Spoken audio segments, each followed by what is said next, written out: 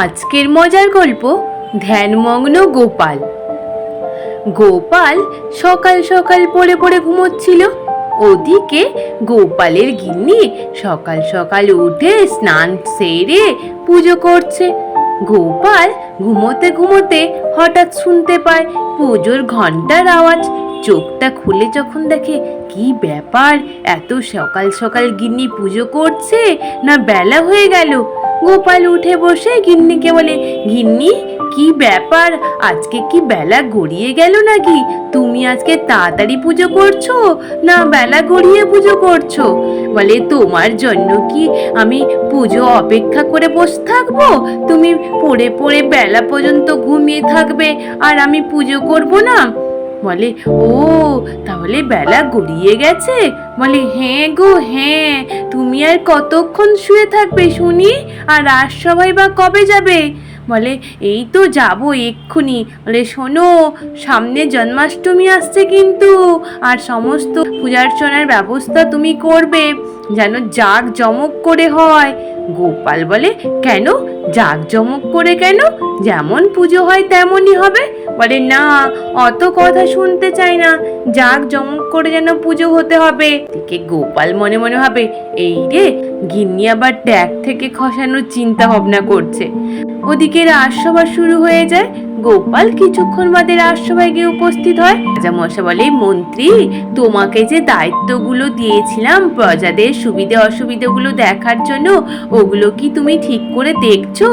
বলে, হ্যাঁ রাজামশাই, সবটাই তো মোটামুটি দেখছি, আর সামনেই তো জন্মাষ্টমী, সকলে ওই নিয়ে ব্যস্ত রয়েছে। বলে, ও গোপাল বলে, হ্যাঁ রাজামশাই, কি বলি, একদম ঠিক, জন্মাষ্টমীর জন্য সকলে এখন ব্যস্তই রয়েছে। বলে, গোপাল, তুমি কি করে বুঝলে?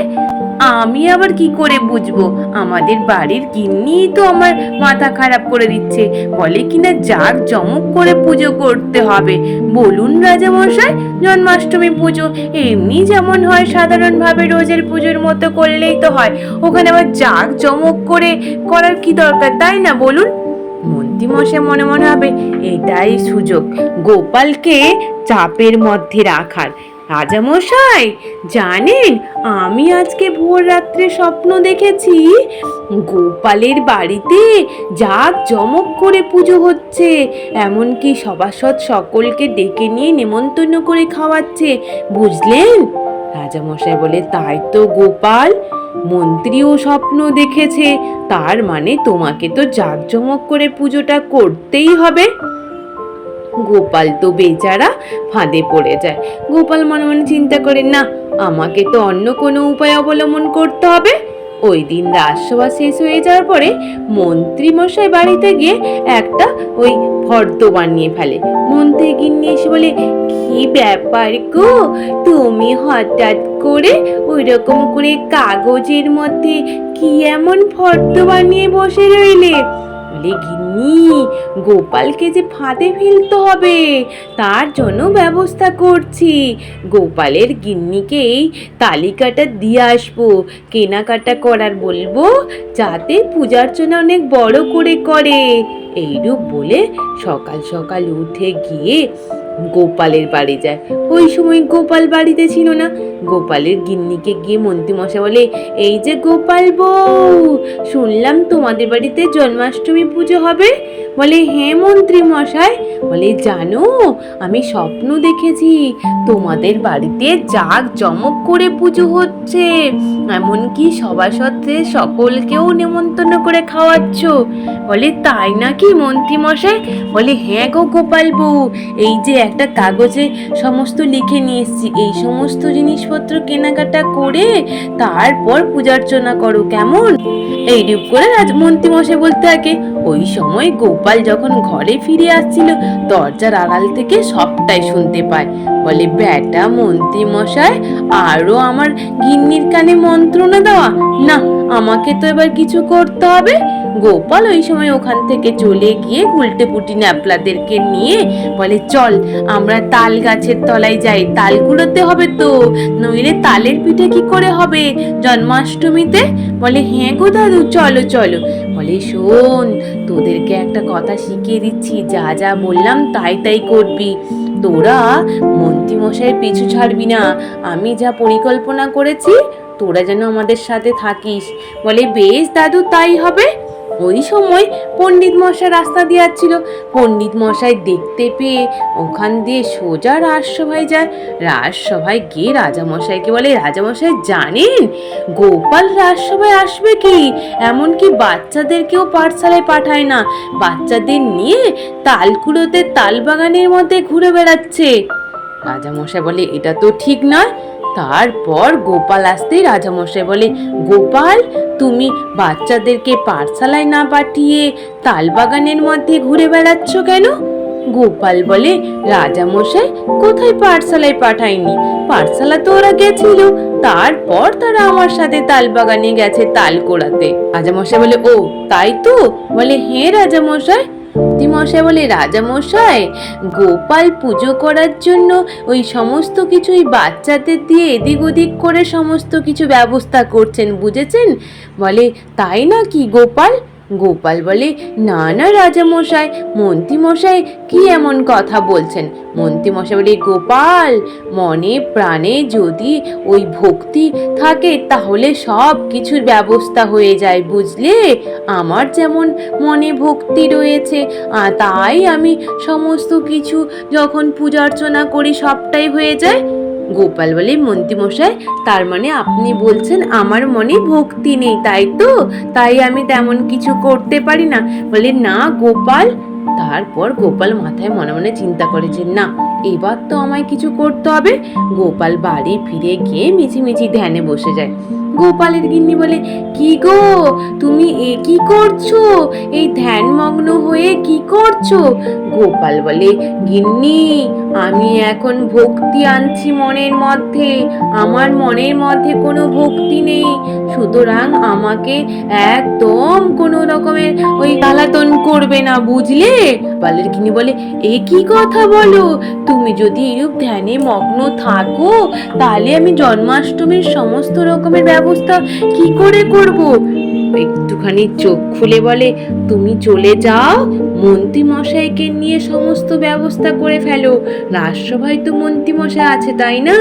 বলে, গিন্নি আমাকে আর ডেকো না, আমি ধ্যানে মগ্ন হয়ে গেলাম। আবার পুনরায় ধ্যানে মগ্ন হয়ে যায়। তারপর রাজসভা শুরু হতে গোপালের গিন্নি গিয়ে রাজসভায় উপস্থিত হয়। রাজামশাই বলে, কি ব্যাপার গোপাল বউ? গোপালের গিন্নি বলে, রাজামশাই কি করি বলুন, এখন তো ও ধ্যানে মগ্ন হয়েছে, ও কিনা ওর মনের মধ্যে ভক্তি আনার জন্য তাই ধ্যানে মগ্ন। আর বললেন মন্ত্রী মশাইকে নিয়ে সমস্ত বাজার হাট সবটাই করে আনতে জন্মাষ্টমীর। এই কথা শুনে মন্ত্রী মশাই বলে, এই রে কেলো করেছে, আমাকে দিয়ে আবার জন্মাষ্টমীর বাজারহাট করছে, গোপাল আবার নতুন চাল চাললো না তো? রাজামশাই বলে, তাও তো ঠিকই, গোপাল যখন ধ্যানে মগ্ন ওর মনের মধ্যে ভক্তি আনার চেষ্টা করছে, তাহলে মন্ত্রী তুমি তাহলে যাও সমস্ত রকমের বাজার হাট গোপালের বাড়ির করে দিয়ে আসো। তারপর বেচারা মন্ত্রী গিয়ে বাজার হাট সমস্ত কিছু করে নিয়ে আসে, করে নিয়ে এসে সমস্ত রকমের ব্যবস্থা করে দেয়। ওদিকে গোপাল তখনও ধ্যানে মগ্ন হয়ে বসে থাকে। ওদিকে গোপালের গিন্নি সমস্ত রকমের আয়োজন সেরে ফেলে। তারপরের দিন রাজামশাই সভাসদ্দার সকলে প্রস্তুত গোপালের বাড়িতে পূজা অর্চনা দেখতে যাবে বলে আর নেমন্তন্ন খেতে যাবে বলে।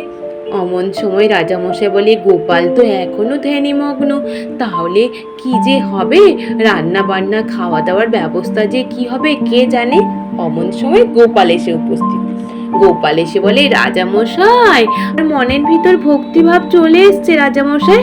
রাজামশাই বলে, গোপাল তোমার মনে ভক্তি এসে গেছে? বলে, হ্যাঁ রাজামশাই, আর জানেন আমি ধ্যানে মগ্ন অবস্থায় একটা স্বপ্ন দেখেছি। বলে, কি স্বপ্ন গোপাল? বলে, স্বপ্ন দেখলাম মন্ত্রী মশাই ওই আমাদের জন্মাষ্টমী পুজোর সমস্ত রকম ব্যবস্থা করে রান্না বান্না করে ভক্তি ভরে আমাদের সকলকে খেতে দিচ্ছে। কথা শুনে মন্ত্রীমশাই বলে, এটা তো কখনো হতে পারে না গোপাল। গোপাল বলে, কেন হতে পারে না মন্ত্রীমশাই? আপনি যখন স্বপ্ন দেখেছেন আমাদের বাড়ির জন্মাষ্টমী জাঁকজমক করে হচ্ছে, সেইরূপ আমিও তো স্বপ্ন দেখেছি। রাজামশাই বলুন। রাজামশাই বলে, হ্যাঁ তাও তো ঠিকই, গোপাল তো ঠিক কথা বলছে। তা মন্ত্রী, তুমি তাহলে জন্মাষ্টমীর দিন সমস্ত রান্না বান্না, খাওয়া দাওয়ার ব্যবস্থা সবটাই করবে। এইরূপ বলে গোপালের বাড়ির পূজা অর্চনাতে সকলে বসে। তারপর রাজামশাই বলে, গোপাল, রান্না বান্না কি হচ্ছে ওদিকে? মন্ত্রী কি করছে একবার দেখলেই তো হয়। বলে, হ্যাঁ রাজামশাই চলুন।